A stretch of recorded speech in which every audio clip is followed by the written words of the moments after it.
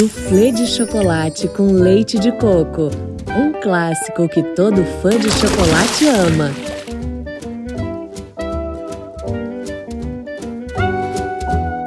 Ele é facílimo de fazer. Começa assim, preparando uma pasta de manteiga e farinha.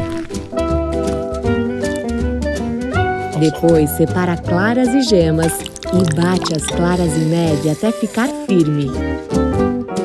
Traz o leite de coco dos especialistas para a panela, açúcar e a pasta. Mistura tudo e entra com o chocolate e as gemas. E na tigela, agrega a clara em neve aos poucos. Transfere a massa para ramequins e leva para assar. Pronto! Tá na mesa uma sobremesa leve, docinha, deliciosa. Perfeita para o chocolover que existe em você.